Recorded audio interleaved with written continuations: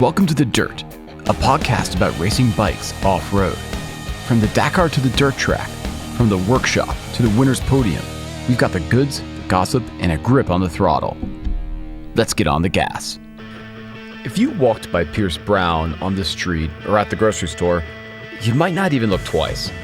There's nothing about him that screams up-and-coming motocross star. In fact, he looks about as average as a 19-year-old can get. Shaggy hair, tall, lanky build, fit, but not crazy fit, kind of quiet. If you saw him on the track, it's a different story. Only then might you guess that he's been on two wheels since he was 2 years old, has been racing motorbikes since he was 7, and has a reputation for being someone willing to grab plenty of throttle. This young star was practically born on a bike, and he's got no intention of getting off. In his second full outdoor season, he's living out of Southern California, racking up track time, and working on becoming an indispensable part of the GASGAS Red Bull Factory Racing team. Let's chase down Pierce Brown. So, is it basically like a moto frat house? Yeah, yeah, it's like a moto frat house in a way. So it's Aaron Plesner's mechanic, his wife, me, Seth Barrick. He was a trainer for me and a couple other guys at the Baker's factory last year.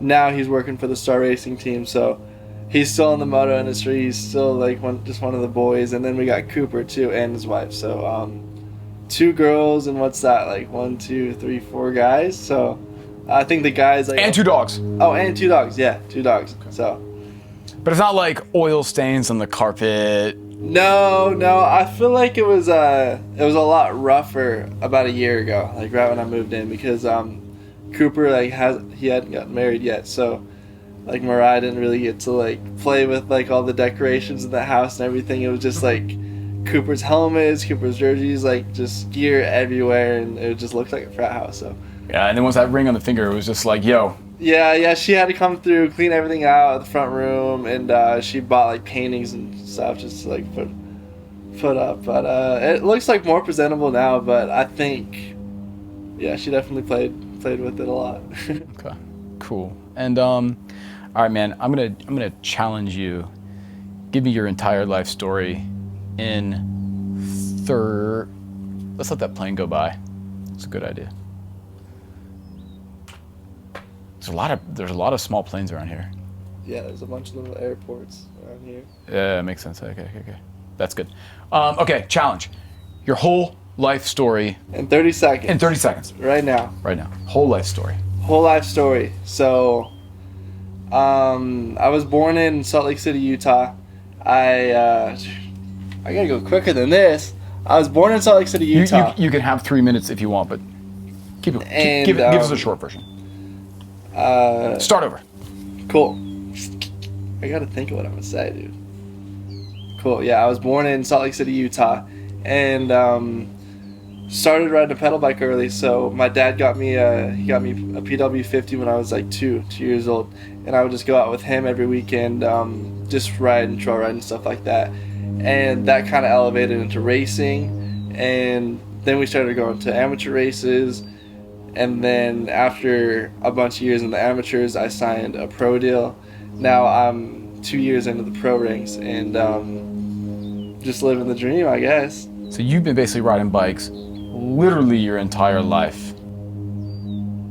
Basically my whole life. Yeah, I guess I obviously don't remember it, but I guess I started riding a pedal bike without training wheels like 1.5 to 2 years old, which is like when most kids start walking. So I guess I just had it in my blood, and I'm sure my dad was pushing me like crazy just to get into it, because he loved riding and everything, racing too. So he was a big push. At first, my mom really wasn't like a big fan of it, but it took once she kind of turned the corner and realized like it's what I love to do. It turned into like a family sport, and it was just like, yeah, it was just a family thing we would do every weekend. We would leave I would get checked out of school early on like a Friday. We would drive from Utah to California, which is like a 10-hour drive on a Friday to make it here by Saturday. Race Saturday, Sunday, and then Sunday night we would drive all the way back to Utah, and get home at like 2, 3 in the morning just to sleep a couple hours, wake up for school Monday. And that always seems like the story to me, man. Anytime I talk to somebody like who's got into almost any of the sports, it's like, man, my family made this possible because whether they're ski racing or dirt bike racing or mountain biking, the parents just dedicated the weekends. Yeah. That's your story. Yeah, it's definitely my story. I definitely wouldn't be where I am right now if it wasn't for my parents. And I think everybody needs that support from their parents no matter what sport they do. Like, you can't really make it on your own, like at a young age, you know. You have to have someone there, your parents, grandparents, friends, like supporting you. And I was just like thankful and lucky that I got my parents, or had my parents support me throughout my whole career so far. So to me, it sounds like you knew you wanted to go pro pretty early on. Is that true? Or was there a point where you're like, oh, I'm going to do like the normal, finish school, go to college, yada yada? Or were you just like, screw all that, I want to be a pro motocross rider? I think I had my mind made up early, like probably middle school. I realized like what I really wanted to do, and I think it was like 8th grade. I actually switched from public school to online school so I could move to Georgia. I was 14 years old, and I lived there for I think like 3 years, just at a training facility, and luckily. Where at? In Cairo, Georgia. I didn't really get into like ball sports like when I was younger. I played soccer, I played t-ball. I was pretty good at both of them, but I didn't really enjoy it. I just thought it was just boring. I hated like waiting in the dugout at like a baseball game, and I hated just like waiting to get the ball at like a soccer game. So just having the adrenaline like 24/7 on a dirt bike, I couldn't find that anywhere else. And I didn't really get into anything else after, I think it was probably like 7 when I started like going to nationals and stuff like that. And like I said, I moved to Georgia when I was 14. At that point I knew like it was kind of all in, like we're doing this or it's a bust. I didn't really like have, I thought I had to put everything into it, which I did have to. And I knew if I wouldn't have made that commitment at that point, I don't think I would have been like where I'm at right now. So You feel like it paid off? yeah, it's paying off so far. No regrets? No regrets, no. I think we're still a ways from where like we want to be, but yeah, it's paid off so far. Is there really like a party atmosphere and culture? This is a serious question for me. Like, In do you guys SoCal? party pretty hard? In Like, SoCal? well, I'm assuming in SoCal, yeah. But I mean, like, in your environment, in your crew of people who race, like, do you race hard, party hard, or is it more? I don't know. Some people like to party, some people don't, but it depends. Like, it depends on who you are, really. If you're the type to be able to go send it on a Saturday night and be ready for work Monday, then yeah, you're. It's a fun lifestyle if it's like that, but some people don't really do that well with it. I feel like the culture has changed a little bit than it was, like, say, 15 years ago.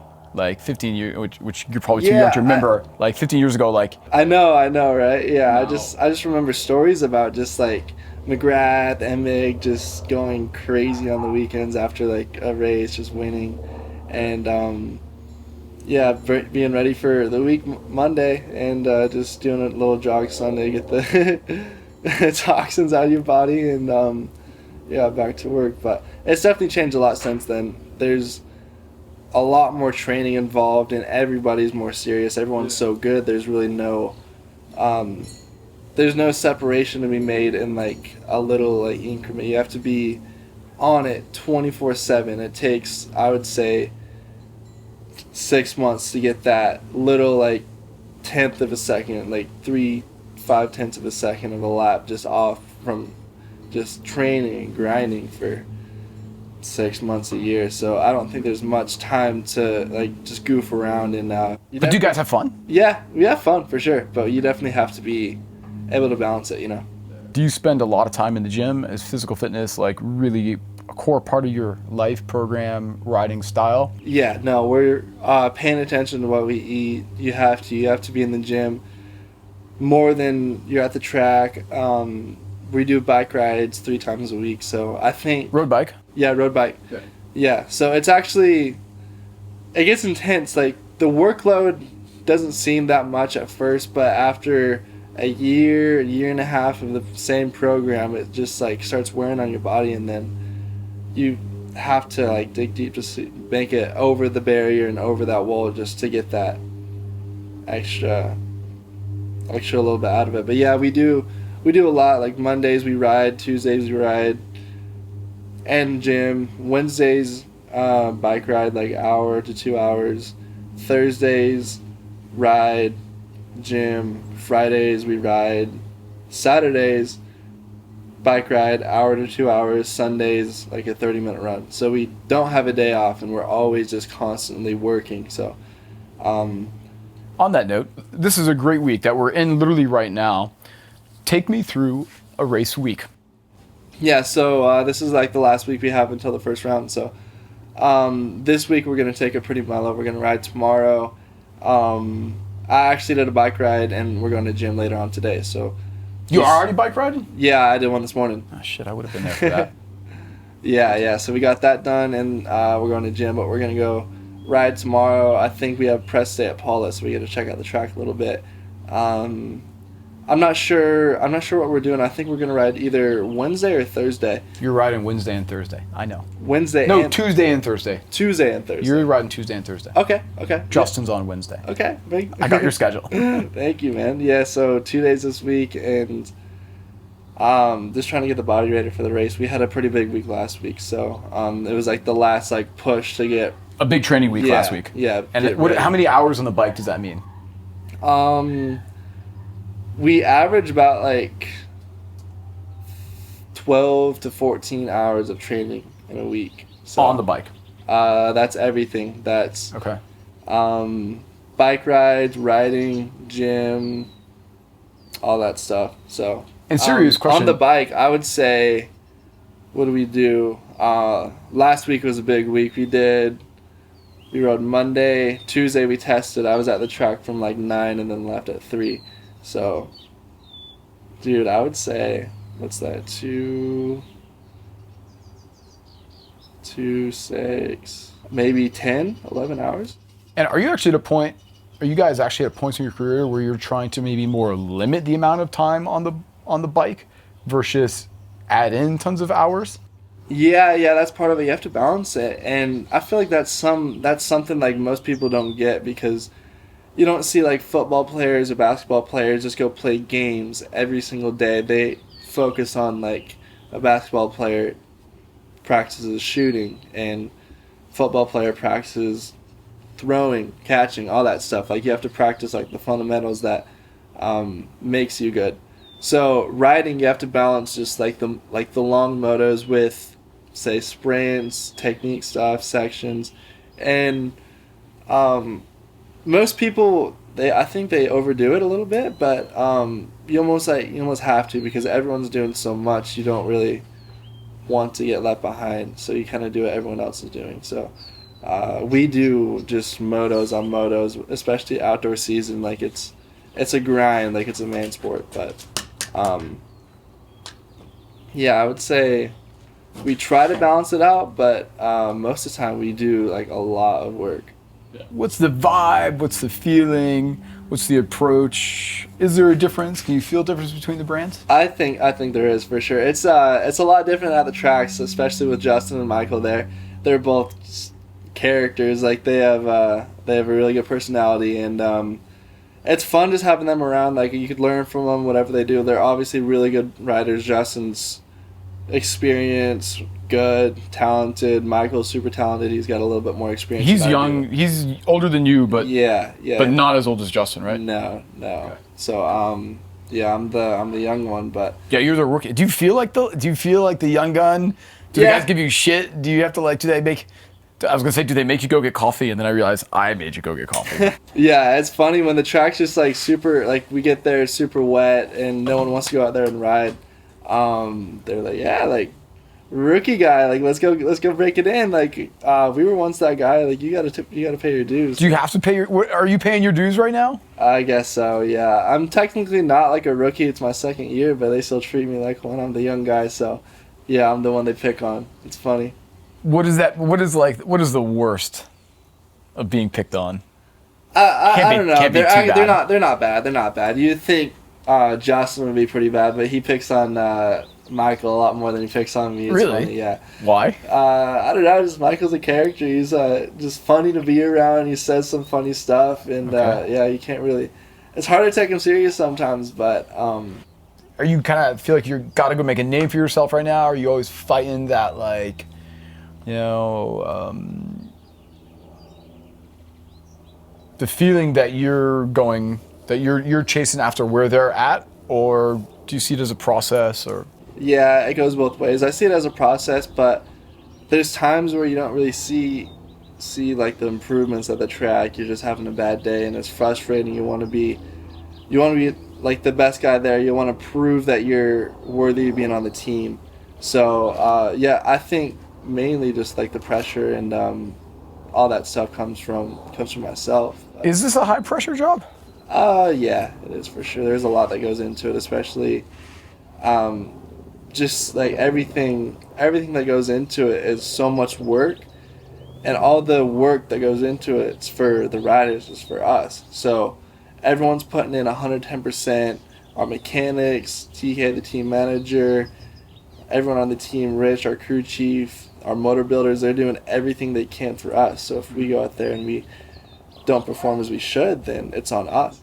Hey, let's talk off the bike and off the track. Like just you, man. Like Pierce, what do you do for fun? Like if bikes didn't exist, what would you be doing with your day? What would you be doing for fun? I feel like I'm a mellow person. I just like hanging out with my friends. I like to golf. I've gotten into golf. That's like the complete opposite of dirt bike racing. I know.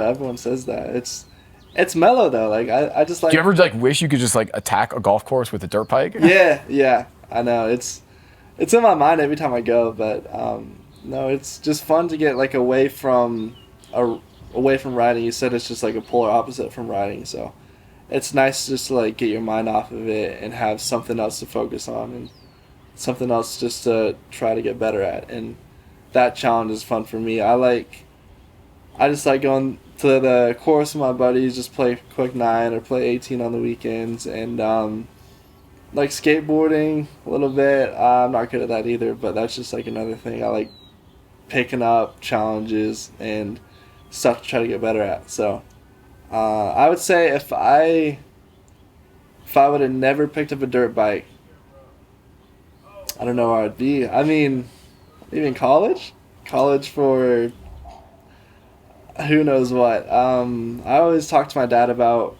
or he talked to me about going to the like, Air Force if dirt bikes or anything didn't actually work out. So that would have been my plan B, but Coming out of nowhere with questions.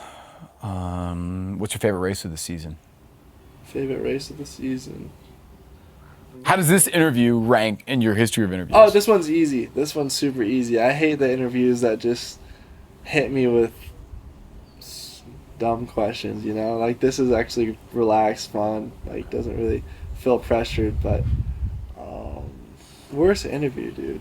I think the worst one I did was I was like 6 or 7. Like, yeah, I you remember that? Yeah, I was mic'd up, or I was probably older, maybe 8 or 9. Oh man, I was worried about miking up here. You've been mic'd up since you were like 7 years old. Yeah, I was mic'd up at like age 8, and I like had no clue what to do. The camera was right in my face. Okay. They were just asking me just questions on questions on questions, and I would just like answer like, yeah, like no, just like one word answers.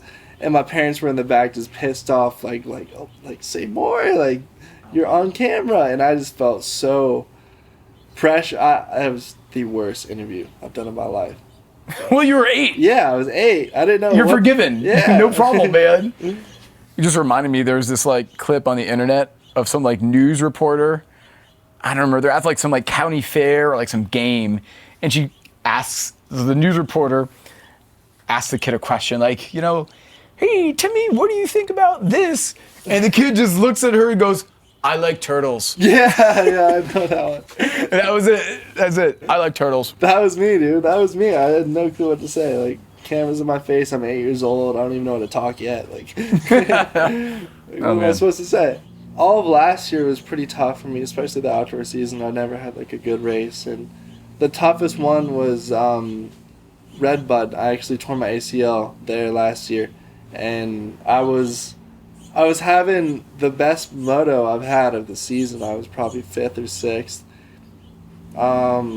Yeah, I finally was feeling good. I was just uncomfortable with where I was with like the bike and everything last year, and I don't think I was ready for like the season. So it was just tough to get my like feet wet into it. And when you felt good, yeah, when I started feeling good, I tore my ACL, and yeah, that was tough. I was out for 6 months, got back. Did you know the second you did it? Well, no, I actually didn't, because yeah, I did. I knew something was wrong. I was just praying it wasn't my ACL, because that's like the worst case scenario. So I couldn't finish the moto. I went straight to the like medic rig unit, and they were looking at my knee. They were saying, yeah, I mean, there's nothing we could find in there, but I mean, they don't have really a lot of resources. So yeah, they gave me false hope at first. Oh, no. You might be okay. Just give it a couple weeks. But yeah, I Oh, got that's- MRI. They're like, yeah, this thing is torn. So yeah, surgery. A couple weeks after, it was out for. It was a quick recovery. I think it was 5 months on the dot before I was fully healed. Like on the bike, doing everything, running, cycling, riding. And they said it would be 6 months until I could even think about riding a bike. So cut a month off, which was good. But still, it was tough. Like that whole time I had off the bike, it was really like an eye-opener of like, it goes back to that question you asked earlier, like what would I be doing if I didn't. Did you think about that? Yeah. When you were off the bike, were you like, oh man, like, maybe I should go back to school? I was like, what do? I was just picking up everything I could possibly do, just like reading books, just trying to pass time. Luckily, like I had a lot to do. I was just doing everything I could to recover fast. So I was in therapy 7 days a week, actually, doing that from 8 to 3, and then after that I was just trying to ice my knee, just trying to stay occupied. But dude, it was so like hard to not have anything to do. Like, we're so used to doing the same thing over and over. I don't think I've had that much time off the bike since I started riding a dirt bike when I was 3. So when you got back, we were like, fuck yeah, let's go? yeah, it was fun. I was just trying to take it slow. I didn't want to do anything like stupid right off the bat, because it was hard. I was still rusty, but those first, like, even now, like, it's just so, it was good to have like that time off, the reset, because when I got back, it was just so much fun, and every single day I'm on the bike. Having a blast. A good way to put it. And that's why we all do it. But what we learned about Pierce during a week in Southern California is he's willing to work, to put in the time on the bike and in the gym to get the performance on the track. It was an interesting look at a young guy who's made it to the game, but still has a lot of room to grow as a rider. Pierce's outdoor season has shown flashes of his potential, and at the end of July, he had some of his best results yet. A 6'4" finish at Washoe. Just like Pierce, we can't wait to see what the future will bring.